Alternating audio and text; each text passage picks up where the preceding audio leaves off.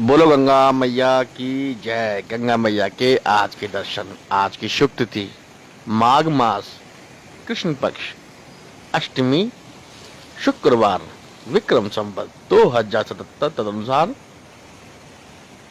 5 फरवरी 2021। आज अष्टमी सुबह 10:08 तक की है। तत्पश्चात नवमी। आज का विशेष दिन आज का विशेष दिन रहेगा सर्वासिद्धि योग है। आज माँ गंगा के आज सुबह सुबह के दर्शन ऋषियों की तप भूमि ऋषिकेश से माँ गंगा के आप सुबह सुबह के दर्शन कर रहे हैं।